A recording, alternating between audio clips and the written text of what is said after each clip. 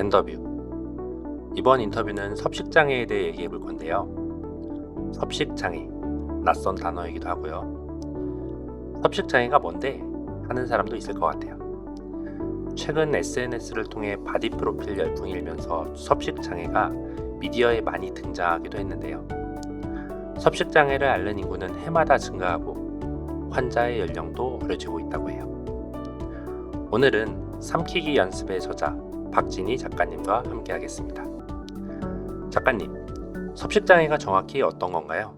섭식장애라고 하면 그건 진단명이잖아요. 거식증, 폭식증, 그 다음에 빈주 이팅이라고 해서 배식증이라고 하기도 하고 폭식 비만이라고 하기도 하고, 주로 우리가 말하는 거는 거식증, 폭식증 두 가지가 있고, 거식증은 BMI 17 미만이고, 그 다음에 음식을 먹고 살찌는 것이 너무 두려워서 음식을 완전히 잘 안 먹거나 먹은 거를 없애려고 하면서 그 불건강하다는 걸 알지만 어쩔 수 없이 유지하게 되는, 그러면서 일상생활이 무너지는 게 거식증이고, 폭식증은 어떻게 다른가요?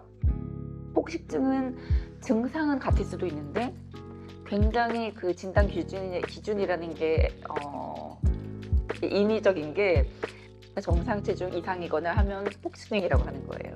진단 기준이라는 거는 치료의 편의성을 위해서 만든 거기 때문에 나는 거식증이야, 나는 폭식증이라고 아이덴티티를 정할 수 있는 게 아니라, 모든 먹는 것과 몸에 대해서 불만을 갖고 있거나 불안해하거나 여러 가지 문제를 갖고 있는 사람들이 많은데, 그 중에서도 꼭 치료를 해야 될 거라고 판단이 된 그룹을 그렇게 묶은 거예요. 진단은 되게 유동적이에요. 그래서 진단명에 너무 매이지 않고 얘기를 해야 된다고 생각하는데, 되게 인위적으로 정해진 거죠, 기준이. 병원에 가서 또 진단명을 받으면 또 정체화가 돼버리는 경우가 되게 많아요. 근데 그렇게 생각할 필요는 없다는 걸 얘기해주고 싶어가지고. 근데 저는 이 진단 기준에 해당되는 그 사람들이나 그 어려움뿐만 아니라 더 넓게 봐서 섭식 문제, 먹는 문제, 아니면 자기 몸에 관한 문제들, 이런 것들을 다 고려하고 이야기하고 해결할 수 있는 방법을 찾았으면 좋겠다고 생각을 하고 있어요. 통계를 보니까 섭식장애를 앓는 인구가 해마다 증가하고 있다고 해요. 섭식장애를 가장 많이 앓고 있는 집단은 20대 여성, 10대 여성도 적지 않다고 나오는데요. 최근 기사를 보면 SNS나 바디 프로필, 미디어에 등장하는 마른 몸이 섭식장애에 영향을 미친다고들 하는데요. 이미 경험하셨을 것 같은데 섭식장애로 진입하게 되는 계기가 궁금해요. 어떤 원인이 있을까요?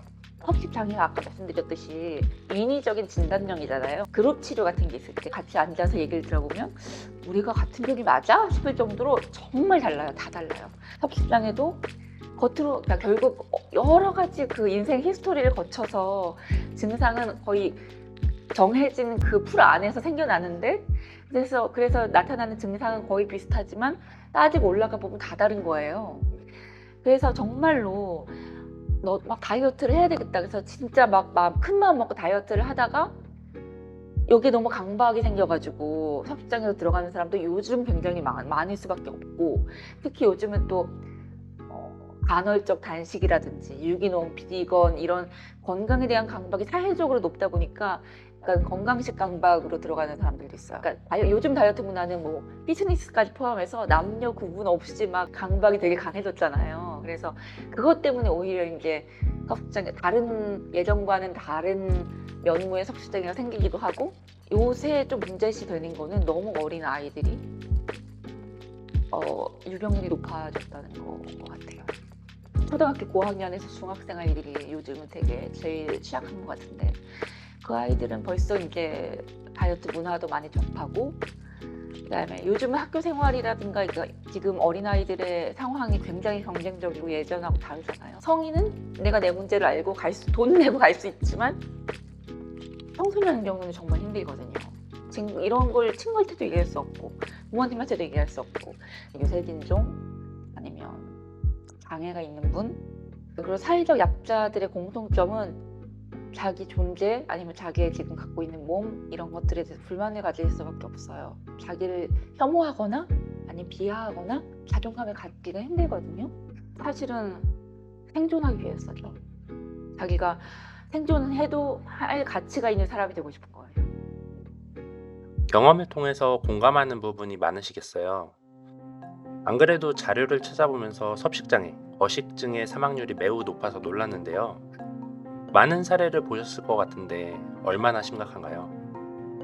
섭식장애 환자들을 보면 금방 낫는 경우도 있지만 오래가는 경우가 너무 많아요. 이게 빨리 해결되지 않으니까 어느 타이밍에 놓치면 정말 오래가서 웬만한 당사자 친구들을 만나면 20, 30대 친구들을 만나면 다 십몇 년이나 사는데 뭐 50대, 60대 이런 분들도 나도 20, 30대 때 이런 걸 많이 겪었는데 아직도 얘기해 본 적이 없다 이렇게 얘기해 주시는 분들도 있고 혹시 구토가 있다 보면 심장에 무리가 가서 심장마비를 주는 경우가 제일 많고요.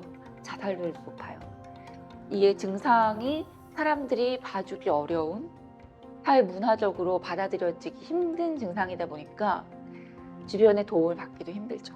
그러면 섭식장애 치료는 어떻게 이루어지고 있을까요?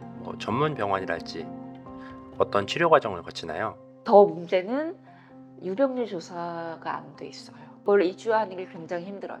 그리고 또 섭식장애 전문 병원이라고 해도 보험이 되는 게 아무것도 없어요. 수가를 받는 게 없어요. 그래서 다 비보험이에요. 굉장히 비싸죠.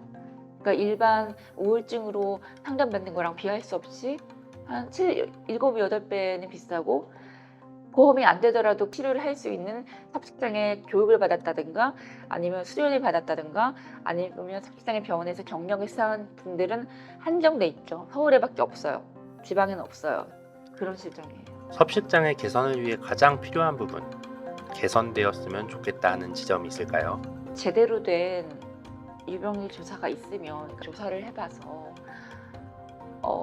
그렇게 해서 결과가 나온다면 얼마나 좋을까. 한 동네를 정해가지고 막 그런 전수조사가 아니더라도 학교 기반으로 해도 너무 좋은 결과가 나올 것 같다는 생각이 들었어요. 그래서 뭔가 치료 연구, 임상 연구라든가 아니면 치료자 교육 같은 데에 자금이 좀 투자가 될 수 있으면 좋겠고 그래서 그런 치료에 대해서 건강보험까지는 아니더라도 사보험이나 실손보험은 좀 적용이 됐으면 좋겠다는 생각이 들어요. 최근 섭식장애 인식주간을 기획하셨어요. 네, 말씀해주신 문제의식을 바탕으로 이러한 행사를 주최하신 것 같은데 섭식장애 인식주간 어떤 행사인가요? 제가 디지털 헬스케어라는 업계에서 일을 하고 있었어요. 그러다가 왜 섭식장애 학회는 없지? 하는 생각이 들었고 그나마 우리나라에서 외국 섭식장애 학회랑 활발히 활동을 해오신 분은 인제대 김유리 교수님이라서 그분께 연락을 드렸어요. 가서 얘기를 했더니 섭식장애에 대해서 관심이 없는 상황에서 우리끼리 학회를 만들면 아무도 관심을 안 가질 것 같으니까 그에 앞서서 홍보성 행사를 했으면 좋겠다. 근데 마침 외국에서는 한 2월 말쯤에 인식 주간이라는 걸 하는데 우리도 외국하고 일정을 맞춰서 한번 같이 해보는 게 어떻겠느냐 하시더라고요. 그래서 이번에는 1회는 영국이랑 날짜를 똑같이 맞춰서 해보자. 그래서 2월 24일에서 3월 2일로 잡았고 이제 저는 원래 기획자로 일을 계속 해왔던 터라 너무 재밌게 기획을 했죠. 섭식장애를 알릴 행사가 필요했던 거군요. 기사들을 보니까 당사자들의 말하기가 메인 콘텐츠인 것 같더라고요. 기대했던 바가 있었을까요? 처음은 상징적으로 당사자 친구들을 모아서 같이 얘기를 했으면 좋겠다는 생각을 했고 이제 맨 처음에는 섭식장애 회고록을 낸 사람들한테만 연락을 해보자고 생각을 했었어요. 그러니까 어떤 당사자가 있는지 몰랐으니까. 근데 이렇게 하다 보니까 이런 친구도 있네, 이런 친구도 있네 이렇게 알게 되더라고요. 반응은 어땠어요? 어려운 부분은 특별히 없으셨어요? 너무 재밌었고 사람들의 반응도 너무 좋았고 처음에는 이런 행사를 처음 기획하는 거니까 기획은 내가 자유롭게 할 수 있고 홍보도 제 마음대로 할 수 있는데 그 현장에서 실시간으로 참석한 분들이 어떤 경험을 할 것인가는 제가 컨트롤할 수가 없는 거잖아요. 이분들한테 나쁜 경험이 아니라 정말 좋은 경험이 돼야 되는데 이런 압박감이 굉장히 심했거든요. 근데 막상 하고 나니까 사람들이 너무 좋아해 주는 거예요. 그러니까 안 좋았던 거는 전혀 없었어요. 그래서 굉장히 좋았고 보람이 있었고 행복했어요. 저도.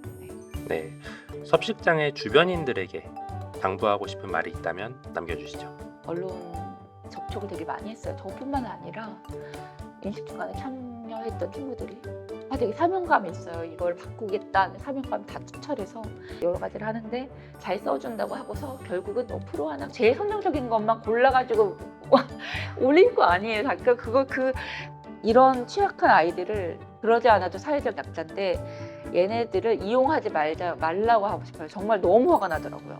이 아이들 같은 경우는 섭식장애가 공론화되는 걸 무서워해요. 오히려 너무 얘를 무서워하거나 너 왜 그래? 이렇게 혼내거나 이게 아니라 약간 얘네들은 도움이 가거나 얘네들을 이해해주는 쪽으로 그러니까 그 선에서 뭔가 도움의 손길이 가면 어떤 적절한 타이밍에서 얘네들이 보호받을 수 있고 병원이나 아니면 좀 더 심한 증상으로 가는 걸 막을 수 있을 테니까 이런 교육 프로그램이 있었으면 좋겠다는 생각을 하고 있어요.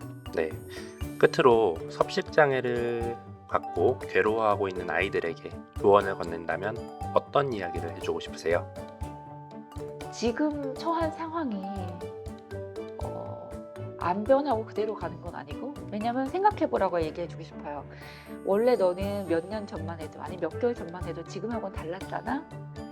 사람은 굉장히 많이 변해서 몇 년 후의 나를 상상하는 것도 어렵고 사실은 몇 개월 후의 나 아니면 바로 내일의 내가 어떨지를 상상하는 거 예측하는 거는 불가능하니까 너무 절망적으로 생각하지 말고 내가 어떻게 변하고 내가 어떤 생각을 하게 되고 또 옛날에 생각했던 것과 어떤 다른 생각을 하게 되는지 아니면 어떤 다른 감정을 배우게 되는지 이런 것들을 생각하면서 자기의 미래에 대해서 마음의 문을 열어놓고 생활을 했으면 좋겠고 언제든 너는 변할 수 있고 상황은 더 좋아질 수 있으니까 너무 지금에만 매여서 절망하지 말았으면 좋겠다고 얘기해주고 싶어요.